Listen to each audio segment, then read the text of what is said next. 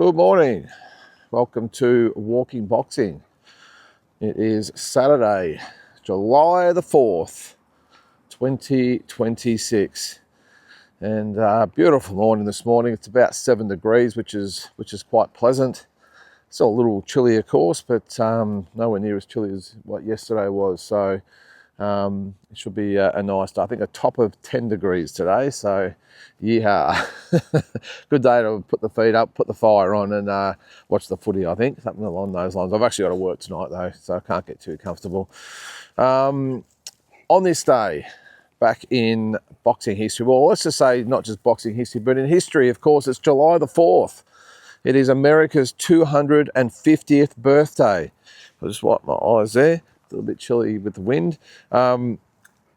Yeah, 250 years old. So to all my American friends and American viewers, hope you have a great weekend. Apparently, I've never been over there for July the 4th, but apparently it's definitely the party. And you would think that being the 250th birthday, it will be massive. We've already seen, a couple of weeks ago, we had the UFC event in Washington, and numerous other events around the country. And I think Abdullah Mason and Albert Bell are actually fighting this weekend as well. So again, happy 250th birthday, July the 4th. Enjoy the day and the weekend, guys. I'm sure you will. Apparently it's quite the party. Or actually also on this day, just a couple of things as far as the boxing goes. These are a couple of ones that go right back in history, by the way. Where are we? Back in 1910, Jack Johnson stopped James J. Jeffries in the 15th round of the scheduled 45-round fight. Come here, Neil. Come here, buddy. Can't go in there, man. Trying to go into someone's house here. Come here. Out of there. Out of there, bud. Out of there. Come on. Out of there. Good boy. Good boy. Where was I? Sorry. The fight was in Reno, Nevada, in front of 20,000 spectators, of course, for the world heavyweight title. It was billed, probably one of the first ones to be billed as the fight of the century. Been a few of those over the journey. And there's a few other bits and pieces about the fight. Won't sort of go into them all there, but also on this day, Jack Dempsey stopped Jess Willard in 3 rounds to become the heavyweight champion, world heavyweight champion, before a crowd of 19,500 at Bayview Park Arena in Toledo, Ohio. And you remember this fight, it was just one knockdown after another. So it's 6'6.5". Jess Willard was making the second defence at the age of 37, knocked down 7 times in the first round by the 24-year-old Dempsey, and didn't come out for the bell in round 4. So he'd retain these. This is Dempsey would retain the title until losing to Gene Tunney in September 1926. So there you go. That is what happened on this day in boxing history.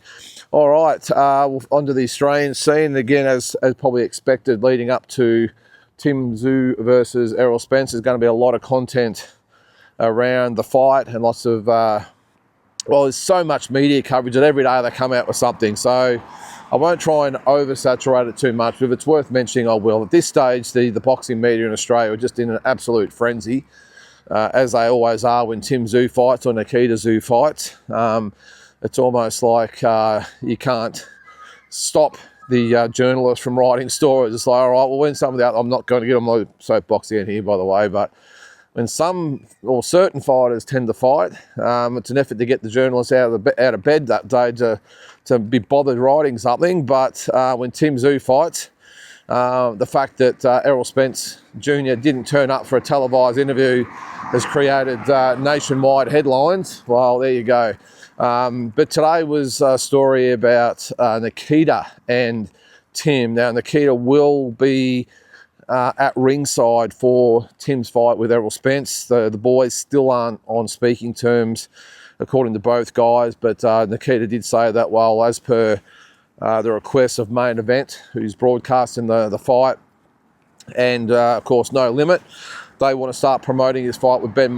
So it's interesting that that's what Nikita said. They want me there to promote this fight with Benn, but no official announcement has been made.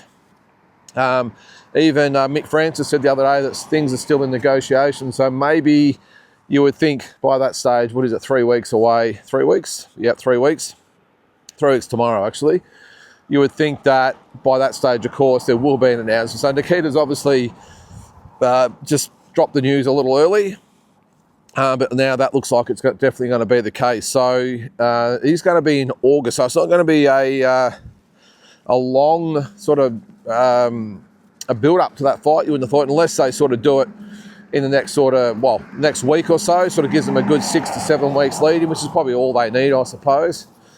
And so he will be there to pump that fight up. And will it be a distraction to Tim? Probably not. I don't think they will probably cross paths, you wouldn't have thought. Maybe Nikita might go down the dressing rooms, maybe he won't. But they did say they hadn't spoken for months. Which means that Nikita hasn't spoken to Tim about the Spence fight at all, because the fight was made after that. It is what it is, I suppose. It's interesting, though. I did see that Tim said, well, there's no issue sort of from my end. He said brothers sort of, they fall out. There's no issues from my end. But I don't know, again, without getting into it, and there's always two sides of a story, and, you sort of don't believe everyone in the situation, I suppose. Just believe the boys themselves. They both got their own points of view on the whole thing. But when Tim said he's got no issue with the whole thing, wasn't it actually Tim, to some extent, actually caused all this? He was the one that, I mean, it depends on what side of the fence you're sitting on, by the way, but I mean, you look from I suppose Nikita's, I was looking at Tim saying he's got no drama, but he was the one that said to Nikita, I could probably expect you to make the call, to follow my lead. You know, you're my younger brother. I've parted ways with Glenn Jennings and the rest of the team. There's been legal action and payouts and all this sort of stuff. I probably expect you as my brother to follow suit. Nikita's obviously been along the lines of, well, that's your initiative, that's your prerogative. You've decided to do that. I'm happy with my team, and I'm going to stay where I am, which has sort of got under Tim's skin. But then on the other hand, maybe you're all from the Tim side of things that say, well, hang on, yes, 100% Nikita should have followed Tim with his lead. So it's both probably have merit. I'm not going to sort of dive into who's right or wrong, but I did find it surprising that when Tim said that, it was actually his comments that caused Nikita, well, his actions or his opinions, I suppose, that caused Nikita to sort of dig his heels in a bit and say, no, I'm not going anywhere. Then we had the dramas with the gym, of course. Nikita was locked out of the gym, apparently. All sorts of stories going around. I know we've been over this 10 times, so I won't continue to go over it. But the long story short is that I'm not going to say there's going to be a reconciliation between the two, but Nikita will be at ringside to support his brother, or will he be there strictly to support his own fight, which will happen a month or so later. So maybe a bit of both. I'm sure, look, all aside, I'm sure he wishes the absolute very best for his brother. I really do. Would he be there if he didn't, or he hadn't been requested to be there by Main Event? No Limit? Probably not, but that's probably not a slight at Tim. Nikita is a very, well, as you know, very quirky guy, very sort of private guy. So I would have thought it'd just been, mate, I just don't need the aggravation.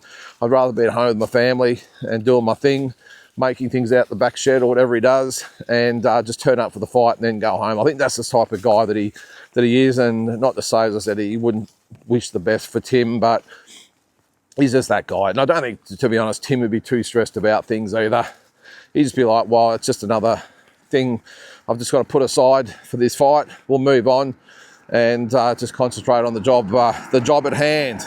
All right, well, with the fight itself, with Errol Spence, you see that Brian Mendoza has been in camp with Errol Spence for a couple of weeks, and he was interviewed about his preparation with Errol Spence, and did say, don't underestimate Errol Spence Jr. He said in his opinion anyway, by what he saw from Errol Spence and experience in the ring, he said he's not just showing up for a paycheck. It's not a retirement fight.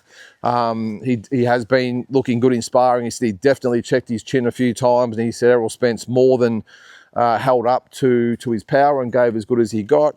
And he also said that on the first day, or one of the first days that they were sparring, he was catching Errol Spence with a lot of punches. Well, not a lot of punches, but catching him with punches. But he said the next day, or the next session, he said those same punches weren't landing anymore. He said Errol Spence is a very, very smart fighter. It obviously made adjustments, and for the remainder of those spars, that the things that were working early on in the first few spars weren't working after that. So it goes to show that Errol Spence still, well, first of all, he's taking the fight seriously, which is, I think we all sort of knew, but it was just a matter of how seriously he would be able to take it as far as his body and everything else, whether it would hold up. So that was a bit of endorsement, I suppose, from Brian Mendoza to say that, yeah, he is in good condition. He is taking the fight seriously. He said he was training intensely for the 2 weeks that he was there. So that's good news, because I don't want a shot version of Errol Spence turning up. I want to see, I know it's probably not going to be, well, pretty obvious, it's not going to be the same Errol Spence that we've seen in the past. And maybe Terence Crawford beat whatever was left out of Errol Spence. I don't know, but I think it's great that at least the reports coming out of camp is that Errol Spence is fit, he's firing, he's focused, and according to a lot of people, are going to win the fight. I don't think Brian Mendoza was asked who he thought was going to win the fight, but that's good news that he says that Errol Spence is actually, at least he's in fighting form. So I'm just going to grab this little bugger and cross the road here. Come here, man. We've got to cross the road and go back. We've come a different way today. I think I've said on here before, actually, I did actually cross paths with Brian Mendoza in Vegas last year. Really, really nice guy, actually. Very quiet, very humble. He was just sort of sitting down the back of the gym watching the sparring, and I just sort of saw him in the background there and just sort of went over and introduced myself. And as I said, a really lovely guy. Come here, buddy. We're going to go this way. Good boy. Once you set him in motion, this little bugger, off he goes. You just got to steer in a certain direction, and he'll do the rest. He's got a lot of messages to check this morning. All right, now on to some world stuff. And Oscar De La Hoya has had, well, was it a clapback or was it just an emergency clapback? Let's just say it was an emergency video that he did about Ryan Garcia and Conor Benn. Now, this really blew me away when he said this. He said there's lots of rumours out there. He said lots of people talking about Conor Benn versus Ryan Garcia, September 12th, Las Vegas. He said, yeah, that's great. He said, there's one problem. He said, no one's spoken to me about the fight yet. Now, we are in the first week of July, so that is about 9 weeks away, and they haven't even discussed the fight with Oscar De La Hoya, which is just bewildering to me.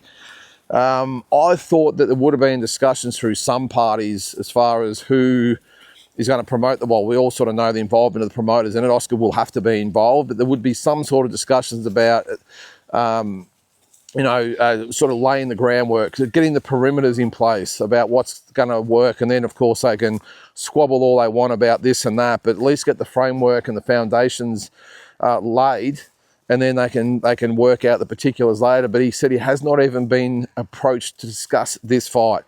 And as we know, the Zuffa and the Saudis and obviously Ryan Garcia's manager have all been obviously talking and leaking stuff, and Ryan Garcia has obviously been led to believe that the fight will be September 12th in Las Vegas. But when you've got the man's promoter who hasn't even discussed the fight with anybody else, it is staggering. It really is. So now we all know this is the thing, there is plenty to work out, because you've got there's some magpies there.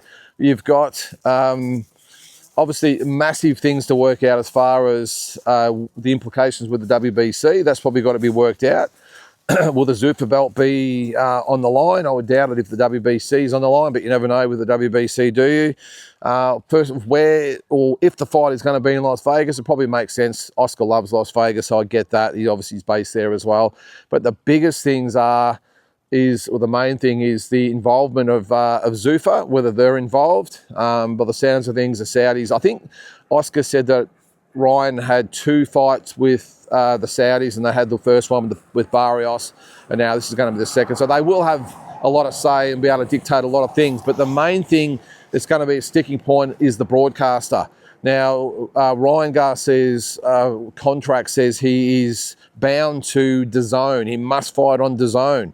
And of course, Zuffa, if they are involved and Dana White's involved, or whoever it is, well, they will have to be, because Conor Benn is an actual Zuffa fighter. It's not like he's just under the Saudi umbrella and whatever. He is a Zuffa fighter. So that's got to be worked out. And they're of course, tied to Paramount. So will they just shake hands and say, well, right, for the sake of the fighters and the sport and the fans and everything else, we'll get the fight together and we'll do it on we'll do it on Paramount and DAZN? Or DAZN come in and say, not going to happen. He's contracted to us. This far supersedes his involvement, or Zuffa's entry into boxing and their involvement with Garcia. So no, he is a DAZN fighter, and it must be in DAZN, which then pretty much scuttles the whole thing. So we'll see. Oscar did say, hey, reach out, let's go, let's get things started. He said he understands that's what the fighters want, and that's not so sure that's what the fans want. He said that's a fight that nobody wants. I disagree with that. I actually think the fight is a great fight. I really do. And I think if you watch his channel, you know I'm not a massive fan of Conor Benn, but as far as the fight goes, I think it's a great fight. I think it'll be entertaining. The build-up will be great. One thing with Conor Benn, he'll go in there and he'll throw bombs. Ryan Garcia will throw bombs. So I think the fight itself, I'm all for it.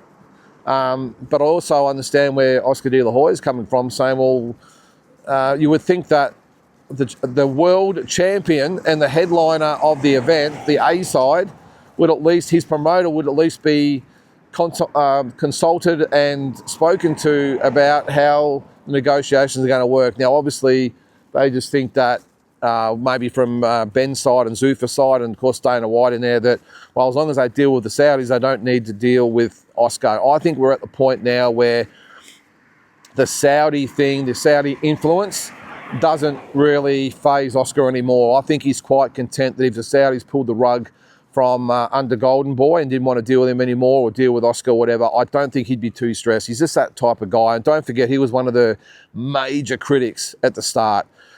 He vowed to go to war with the Saudis, and then about 3 months later, he was on his knees kissing the ring of Turkey Al Sheikh. But business is business. He threw around a lot of money, did Turkey Al Sheikh. So I've just got a feeling now, though, just the way he talks, it's like, you know what, we want to deal with the Saudis. Obviously, a lot more money with those guys involved. But if it falls over, it falls over.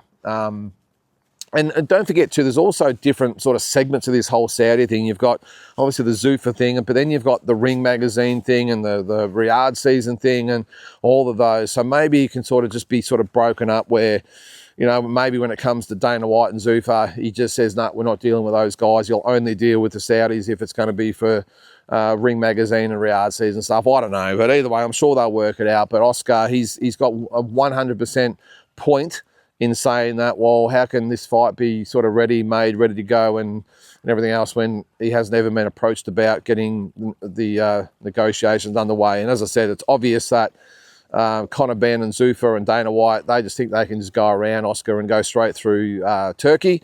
We'll see, because I've got a feeling Oscar's going to dig his heels in here and not just allow himself to be sort of walked over. All right, speaking of Zuffa, there is talk that the Alexander Usyk-Deontay Wilder fight will be through Zuffa. I did mention it a couple of days ago, but apparently Usyk's team has confirmed that they have spoken to Zuffa about being aligned with the fight or taking care of the fight. And Deontay Wilder's team have also been approached. They've confirmed through his manager, Shelley Finkel. He's been around about 50 years, Shelley Finkel. I remember him managing fighters back in the 80s. But he has confirmed that they have been approached about the fight. They want the fight. So you get the impression that this is going to be Alexander Usyk's last fight. And while I think Deontay Wilder is, well, shot even for his standards. Obviously, Usyk didn't show a lot in his last fight either, but I don't really rate the fight a lot, but I do understand that this is probably a good fight for Alexander Usyk. It's a big name on his record to finish with. I totally get He doesn't really want to go back to Rico Verhoeven. He's already done that. Okay, it didn't really go according to the way he probably wanted it to go. But I think Alexander Usyk's one of those guys who would have said, you know what, okay, it wasn't the dominant performance that I wanted, but it is what it is. We'll just move on to the next. And going backwards against Rico Verhoeven, I don't think would create a lot of hysteria, if that makes sense. I don't think, well, there hasn't been a lot of fans since then really demanding a rematch. It's pretty much gone silent since the fight. The only one that's pretty vocal about it is Rico Verhoeven himself. So I don't think there'll be a lot of demand about that fight. I certainly don't think there'll be much demand for a John Jones fight. Apart from maybe someone like a Fury, but he's obviously zoned in on fighting Joshua, and obviously this next fight he's got in Thailand, so he's sort of off the table. So it just makes sense. Again, I've had no real excitement or anything about the fight, but I do understand that Alexander Usyk would like to tick off Deontay Wilder. I think he said for a while he wanted all the Temu Kings, Fury, Joshua, and Wilder, all on the hit list. So good on him. And look, end of the day, you talk about someone that's earned the right to choose their opponent, and don't forget the world titles aren't on the line, so he can pretty much do whatever he wants. I applaud it that he's gone out on his own terms. Again, I don't rate the fight at all, but good on him that, and I completely understand where he's coming from. So, all right, just the last thing with Floyd Mayweather Jr. He's had a win in the courts. He hasn't had a lot of wins lately, Floyd Mayweather, with a lot of things, with investments and money and all this sort of stuff. But he has had a win in the courts as far as CSI suing him or trying to block his exhibition fight with Mike Zambitis in Greece. That fight will be rescheduled for a couple of months' time, apparently. And he will then obviously fight, well, I don't know whether the Mike Tyson one will still go ahead, but the Manny Pacquiao one, I think they're talking about February or March next year for that fight in Vegas. So, and then of course the big question is, what does Manny Pacquiao do in the meantime? Does he look for another fight straight away? There's been obviously rumblings about maybe taking on Liam Paro. Liam Paro, again, as I said the other day, I don't think will be back until November, December, I wouldn't have thought. Very, very tough fight last week. So, but I'm sure if the Manny Pacquiao fight came up and they said, look, we want you to fight Manny Pacquiao in October or something like that, I think Liam Paro would be back with a vengeance. But yeah, it'd be interesting to see what happens now. And the one thing though with Pacquiao, he did say he wasn't going to wait for Floyd Mayweather. Now that this has all come about with the courts, I'm sure that they'll start renegotiating. But before this ruling, he did say he wasn't going to wait for Mayweather and he would move on. So again, not sure what that means for Liam Paro. But you would think that the Mayweather-Pacquiao fight will go ahead after the Zambitis fight, and Liam can look towards some other unification fights, or possibly the mandatory with Paddy Donovan there as well. So that's probably going to about do it for today, guys. So as always, give me your thoughts, comments, remarks, whatever it might be. Have an awesome Saturday. We'll catch you tomorrow.